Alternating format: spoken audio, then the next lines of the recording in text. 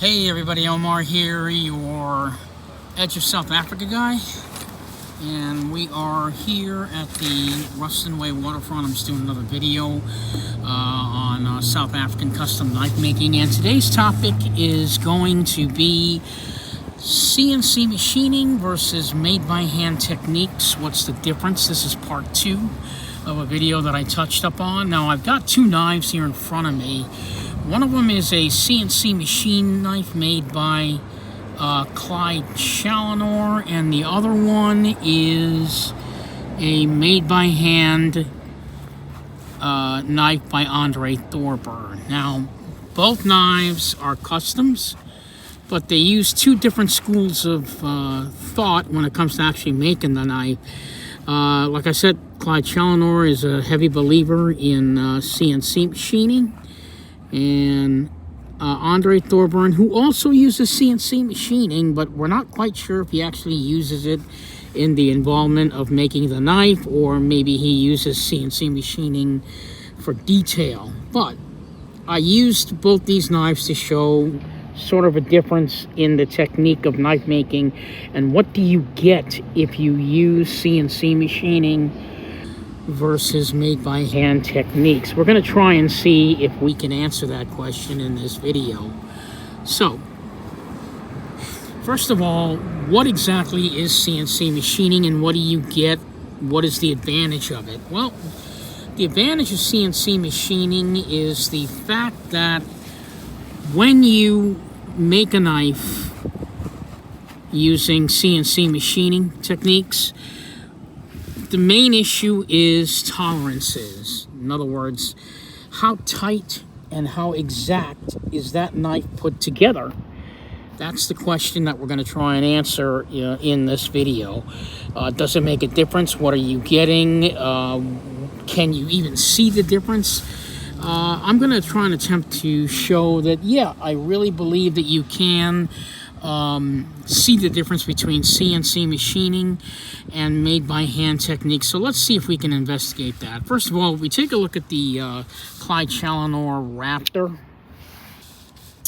Now, this knife is made all by CNC machining. Everything on it is done completely by machine. All the detail work is done completely by hand on this knife. This is a one-of-a-kind handmade piece. This is the only one like it in the world. There was, in other words, he's made roughly 50 of these Raptor knives, and I believe 25 of them were done with inlays. Quite possibly, I could be wrong. And then the other 25 were done with this pattern that you see. But what's significant is that the pattern on this knife and on the back, out of all 25 that were done, each one on both sides are completely different pattern from any of the other knives on both sides. So you're getting a complete and unique one-of-a-kind handmade, CNC machine made piece. That's what's kind of important here. So you're getting that, but more importantly, when we talk about CNC machining, again, we're talking about how tight are the tolerances for this knife put together. Does it really show? Can you even really tell a difference? Are you losing anything by getting a knife from a knife maker made by CNC machining or not? Well, let's investigate. Let's start with let's talk about the most significant thing on a knife, which is the action. Okay, so this is the Clyde Challenor Raptor action. Right? It's pretty great. Right? So as you could see that the knife actually doesn't really fall shut, right? But it's still very smooth. But the way this knife, the action of this knife and the way it operates is perfect. This is the way I think a lot of people will controversially say that this is the way it should be, where you want it smooth, but we don't want it to completely fall shut. So that's the Clyde Challenor CNC machining action on it. Now we take a look at the Andre Thorburn knife. This is a made by hand knife. Now again, we don't know if the knife is completely made by hand or some of it might be done by CNC machining, because Andre Thorburn does make knives with CNC machining. But the point is, what part of the knife is it where he's using CNC machine versus made by hand techniques? Now, it could be that he makes his knives the same way that Clyde Challenor does with CNC machining, but I think you could pretty much say that the file work on the back of this knife is done completely by hand.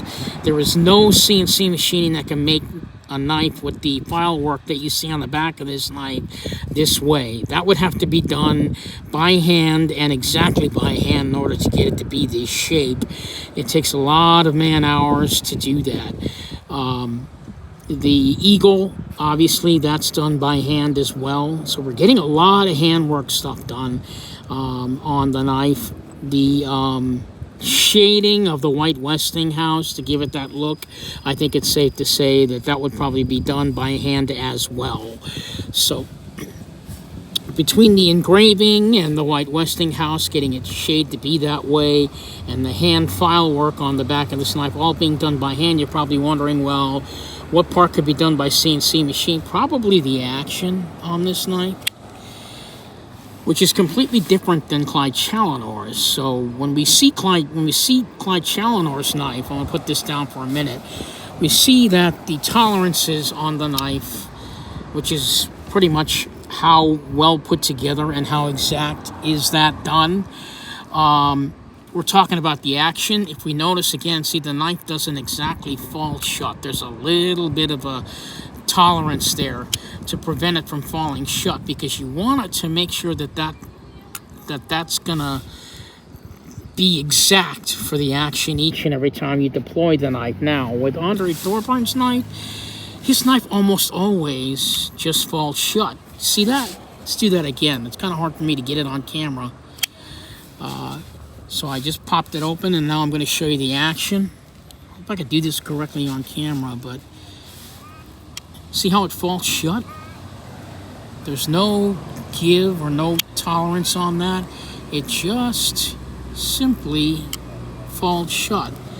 So a couple of reasons that could be, and you can look at this as sort of a negative or a positive, is because the tolerances on the knife are not exact. In other words, when it comes to the action, the knife has to be a certain tightness, and there can't be any gaps between the ball bearing system inside the knife and the spacing between the tightness of the knife when you tighten the knife. There can't be any spacing in that if you want it to fall as perfect as this, where it's smooth, but it's sort of slow falling shut, versus Andre Thorburn's knife, where the knife kind of is just pretty much free falling. Look at that. It just free falls immediately. Now, the question is, the fact that this knife free falls shut, is there going to be blade play in the future in this knife? I'm not quite sure, but I can tell you right now, I've had this knife for roughly about 6 years, and there's no blade play in it,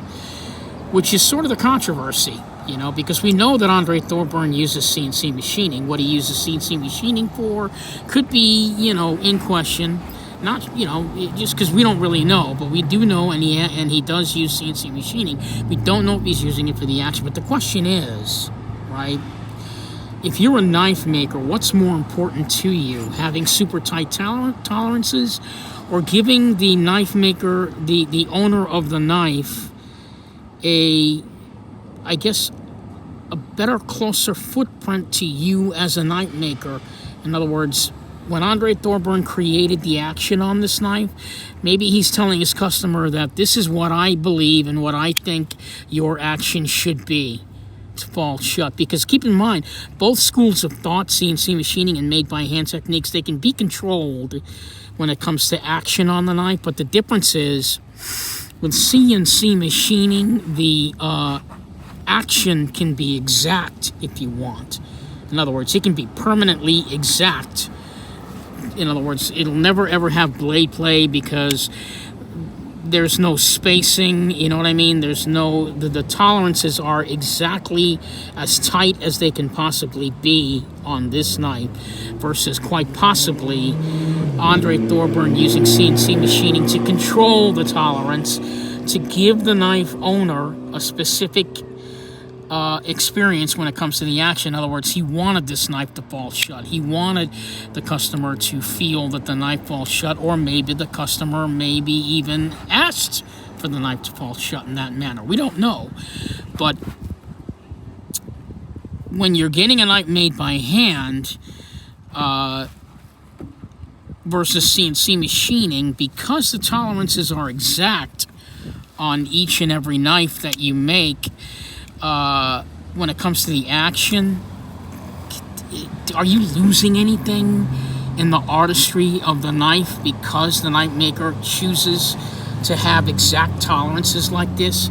In other words, is this really an example of you as a knife maker, where the action just sort of has a bit of a give to it? Because you want the knife to be as tight as it could possibly be, versus Andre Thorburn's action, where the knife just falls shut because that's what he, as a knife maker, prefers, where, you can still have that tight tolerance, okay? And there's no blade play in the knife at all. This thing's as solid as a rock, guys. And yet the knife can still fall shut. Or do you want longevity in the knife, in the action of the knife, where we can almost guarantee there will be no blade play in the future? See what I mean? It's the point where, in the action here on the Clyde Challoner knife, it's the point where the knife kind of stops for a second, and then I got to shake it just a touch to have it fall. To Clyde Challoner, that action is very important in the longevity, in the way, at least the way he thinks a knife should be, in the longevity of your knife. And that's what you're buying when you get Clyde Challoner. You're getting perfect tolerances, because him as a knife maker, he believes in perfect tolerances and the longevity of the action of the knife lasting that long, versus, say, Andre Thorburn, where the knife falls shut, and there's also no blade play on this knife, and the tolerance is just as tight, but there's a possibility that this knife might have maybe another 6 years. It might lose a little bit of its give in it. We don't know. Maybe not. But we have two different schools of thought of action in here.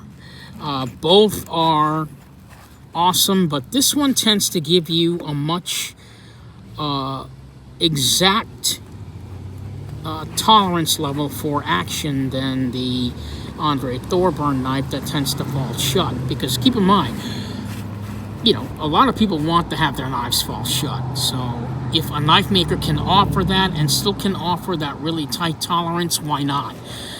Versus Clyde Challoner, who his knife, the tolerances are set.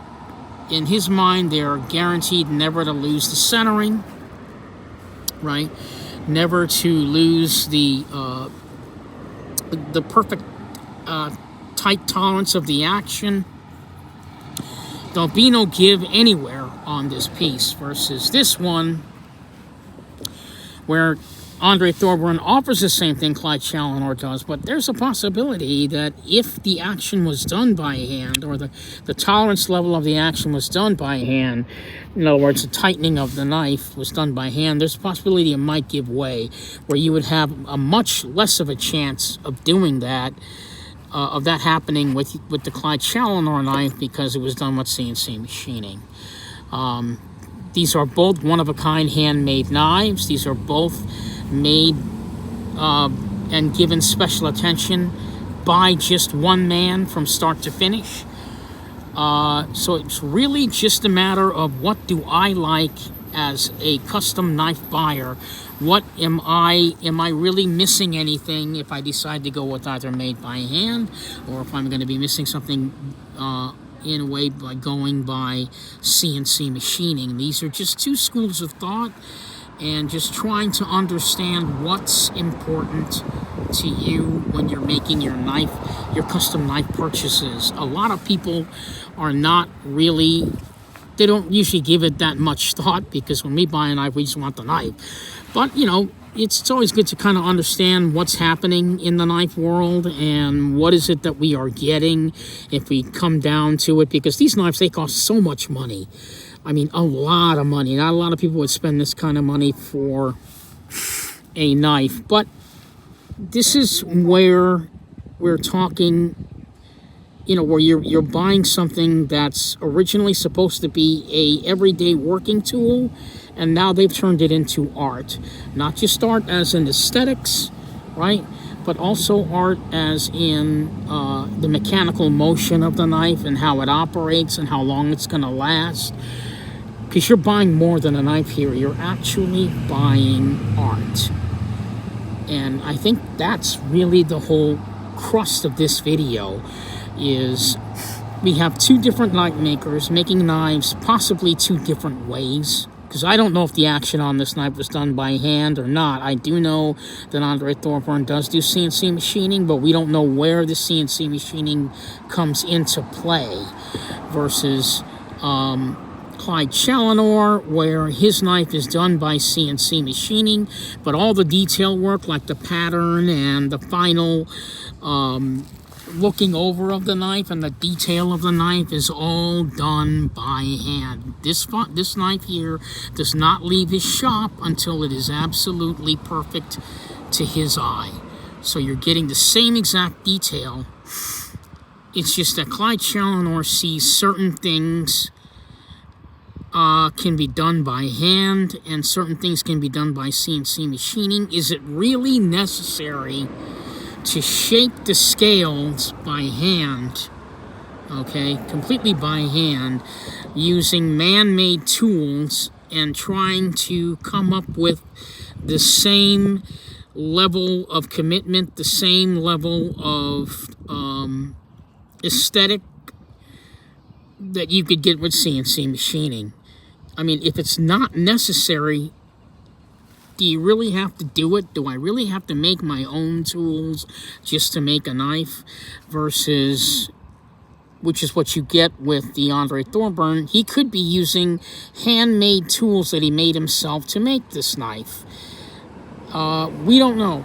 We really do not know. And I think that that's the question that we were trying to answer. By using CNC machining, are you using any originality of the art knife making when it comes to the integrity of the knife maker?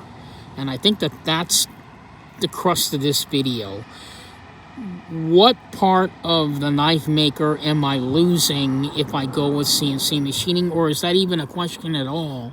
Because in the final end, what we're looking to get is a product in our hands, or an art product in our hands, that is just absolutely 100% solid, 100% as perfect as it can be. And some people believe that CNC machining will get you closer there, and other people believe that made-by-hand techniques can get you the same thing. You're getting possibly more longevity of your knife if you go with CNC machining, but you're getting a lot more in detail, made by hand, blueprint of the knife maker if you go with made by hand techniques. So it's something to think about when you're buying your knife. I don't know if this video confused anybody. Maybe it did, maybe it didn't, we don't know. But it's just something to think about if you're going to be getting a custom knife and you're going to be buying a knife from a very prominent knife maker like either Clyde Challenor or Andre Thorburn. So that's it for this video. I have some new stuff coming. I've got my Clyde Challenor Viper coming in about 3 weeks. Let me put these knives away, because I've actually got another video I'm going to show you on my iPhone, because I'll just give you guys a quick preview of my next brand new knife that I have coming here. I don't know if you guys can see this, but I'm going to try and show you my video here of my knife. This is my video of my knife that I have coming in about 3 weeks. I really wish it was going to be a lot earlier, but I think I could show this to you. See if I can get this on here. I don't know if you guys can see this or not. Start the video over. It's a little hard. There you go. So this is my new Viper. I've got this coming in about 3 weeks. What makes this knife kind of special, there's no, can you see that the pivots are camouflaged? You don't see the silver pivots that you normally see on Clyde Challoner's Viper. On this one, he kind of camouflaged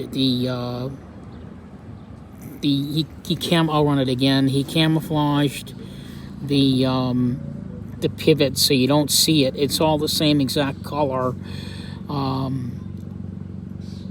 It's really quite spectacular. And that's Clyde Challoner's hand. I've got blue carbon fiber, so I'll be getting that in about 3 weeks, and I'm going to be reviewing that, as well as I'll be showing you my old Viper, the one that I had where I ruined the finish. He's actually getting it refinished for me, so it'll look like brand new when I get it back, so I'm kind of excited to get that done as well. So I got this knife coming in about 3 weeks. I also have some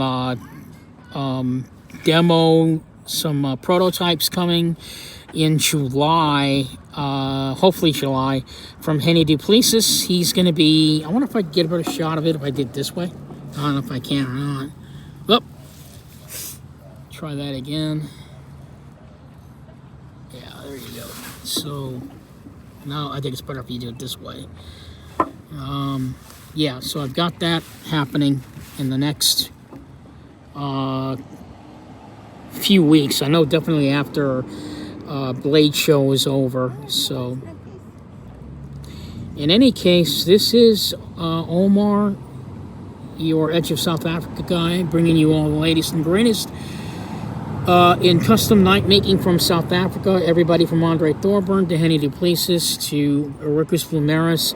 You can check it all out right here on my channel, and I'm going to be discovering more and new custom knife makers coming your way. If you guys are at Blade Show, say hello to everybody for me.